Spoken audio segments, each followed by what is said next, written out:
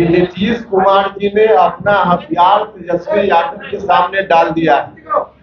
नीतीश कुमार जी ने अपना हथियार डाल दिया है, इसलिए वहां नीतीश कुमार जी खुद कुछ चाहे अपनी मनमर्जी का तो नहीं संभव है।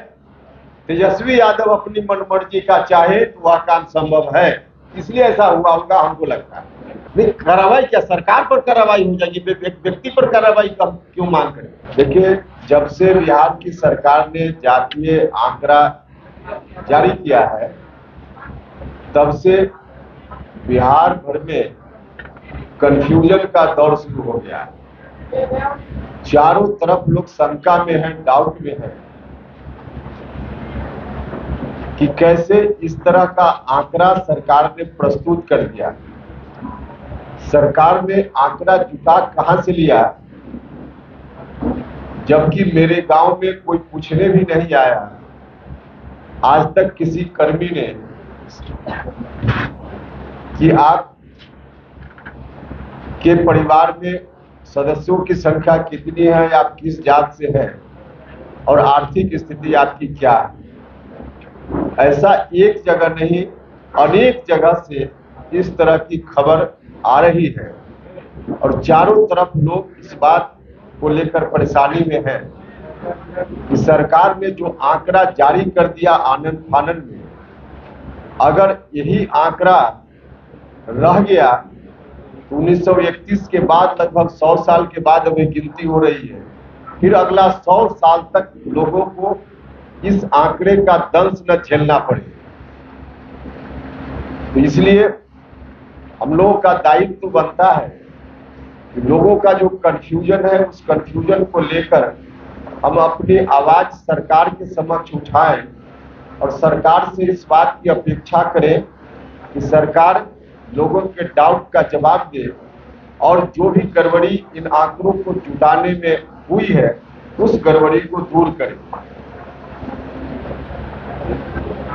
और जो डाउट की बात है, किसी एक जात या किसी खास जात विशेष की ओर से नहीं है, कई जातियों की ओर से है और उसमें खास करके जो कमजोर वर्ग के लोग हैं उनकी ओर से गंभीर सीरियस डाउट है कि राज्य की सरकार ने आनन फानन में चुनाव को ध्यान में रख करके, और एक इनके मन में जो रहता है कि देश भर में हमने पहले करा लिया, कई मामलों में हम देखते हैं तो अपनी पीठ खुद थपथपाने का काम आनन फानन में इन्होंने इस तरह का आंकड़ा जारी करके, ताकि देश भर में हमको क्रेडिट मिल जाए कि बिहार पहला राज्य है जिसने जात की गिनती करा ली। तो ध्यान सीधे चुनाव है, राजनीतिक लाभ है, कहीं से जनता का लाभ इनके इस काम में बिल्कुल नहीं है, इसलिए इस तरह का आंकड़ा जारी हुआ है। यह आंकड़ा पूरे तौर पे जाली है, फर्जी है, घर में बैठकर बनाया गया आंकड़ा है, लोगों के बीच जाकर बनाया हुआ आंकड़ा नहीं है, इसलिए यह आंकड़ा सही नहीं है। हम लोग तो पहले से इस राय के रहे हैं, हमारी पार्टी शुरुआती दिनों से इस राय की रही है कि जात की गणना होनी चाहिए, न सिर्फ एक राज्य में बल्कि देश के स्तर पर जात की गिनती हो।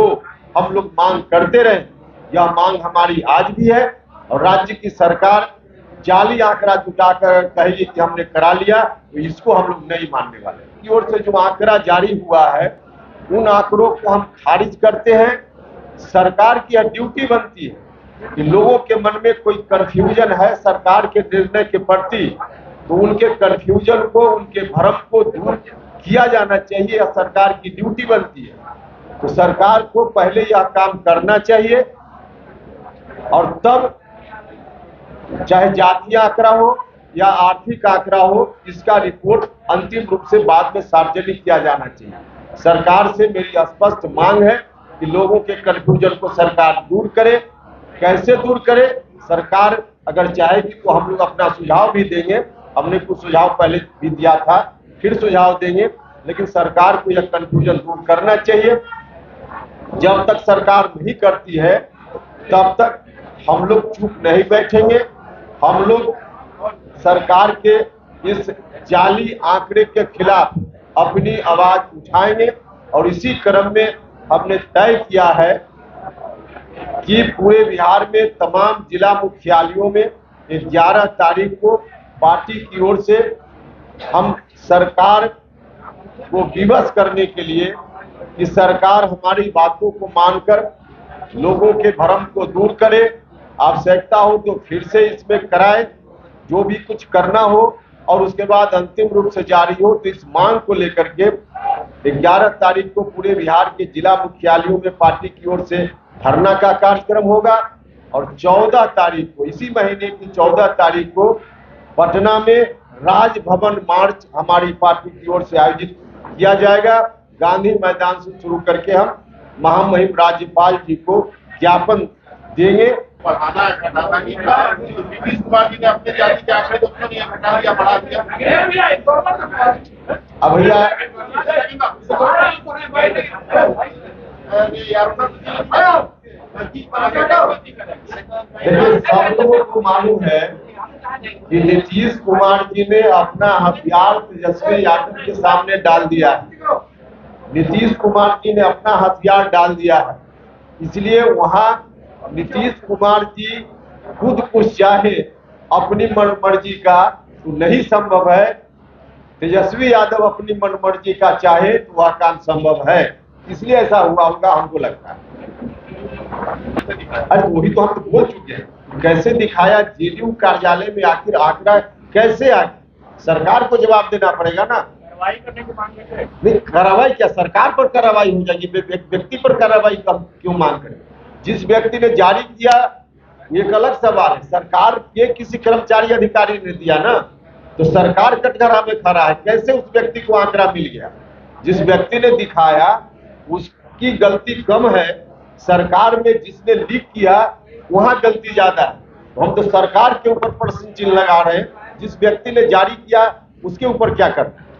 अब सरकार का कहना है कि जात की गिनती उन्होंने बताई है और सरकार अब कह रही कि आर्थिक सर्वे भी हमने कराया है, आर्थिक सर्वे करा लिया है, आंकड़े हमारे पास आ गए हैं, कुछ दिनों के बाद उसकी रिपोर्ट हम जारी करेंगे, सरकार का ऐसा कहना है। जब सरकार कह रही कि आंकड़ा जुटा लिया, कैसे जुटा लिया? अब देखिए, हम अपने बारे में कहें, जब हमने कहा कि मुझसे किसी ने नहीं पूछा कि आप किस जात के हैं, तो कैसे आंकड़ा आ गया? तो जनता दल यूनाइटेड कार्यालय की ओर से मेरे परिवार के सदस्यों की संख्या और मेरी जात के बारे में आंकड़ा बताया गया। एक तो सरकार ने ही एफिडेविट करके कहा कि किसी व्यक्ति का जो निजी डाटा है उसको शेयर नहीं किया जाएगा। जनता दल यूनाइटेड को कैसे मिल गया सरकार का डाटा, कहां से लीक हुआ, यह भी सरकार को जवाब देना चाहिए। लेकिन ठीक है, थोड़ी देर के लिए गांव में कोई गया होगा, मेरे परिवार के सदस्यों की संख्या गांव का किसी आदमी ने बता दिया होगा, सही बताया होगा, जात भी किसी ने बता दिया होगा। लेकिन जो आर्थिक सर्वे है, मेरे गांव के किसी व्यक्ति को मेरे गांव में जो मेरी जमीन है, पैतृक संपत्ति है, उसके बारे में डाटा मालूम हो सकता है, लेकिन उपेंद्र कुशवाहा का फ्लैट पटना में, दिल्ली में, मुंबई में या और कहां है, या एक फ्लैट है कि 4 फ्लैट है, इसकी जानकारी गांव के लोगों को कहां से मिलेगी कि गांव के लोग बता देंगे?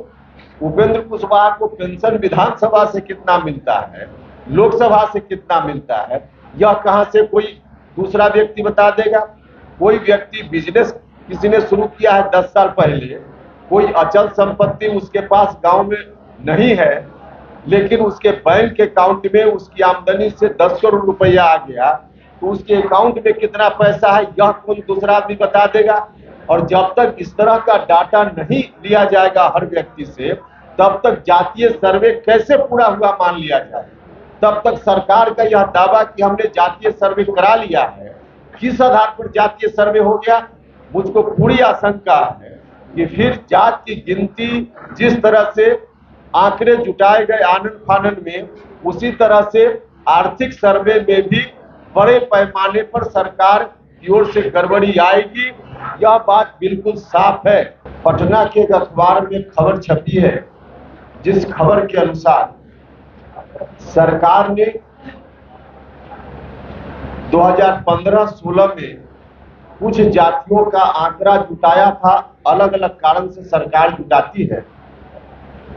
उन कारणों से कुछ जातियों का आंकड़ा सरकार ने जुटाया था और वह जाति है बहेलिया, चंद्रवंशी और माली।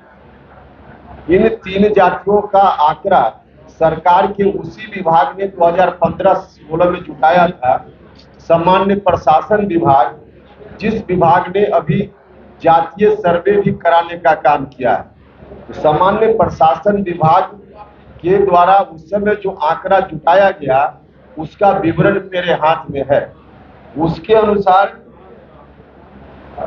बहेलिया जाति 2015 में 67,535 इनकी संख्या थी, बहेलिया जाति थी 2015 में। और अभी जो आंकड़ा जारी हुआ है उसमें 8,026। अब सरकार ही 2015 में कह रही है उनकी रिपोर्ट के अनुसार कि बहेलिया की संख्या 67,535 और आज सरकार का दूसरा आंकड़ा कह रहा है कि इनकी संख्या 8,026। ठीक उसी तरह से चंद्रवंशी, जिनको कहीं कहीं कहार भी कहा जाता है, इनकी संख्या 2015 में 30,32,800। 2015 में इनकी संख्या 30,32,800 थी। सरकार का ही एक आंकड़ा कह रहा है और अभी का आंकड़ा सरकार का है 21,55,644। 9 लाख इतने ही दिनों में इनकी संख्या कम कैसे हो गई। अब मालाकार, तीसरी जात है मालाकार, इनकी संख्या 2016 में सरकार का ही आंकड़ा है 13,15,665। 13,15,465 और अभी है इनकी संख्या 3,49,285। अब बताइए 2016 और अभी 2023 मालाकार की संख्या उस वक्त से अभी 10 लाख कम कैसे हो गई। तो यह तो सरकारी आंकड़ा है उस वक्त का और आज का। अब इसके बीच क्या अंतर क्यों इस तरह का है, सरकार को जवाब देना चाहिए।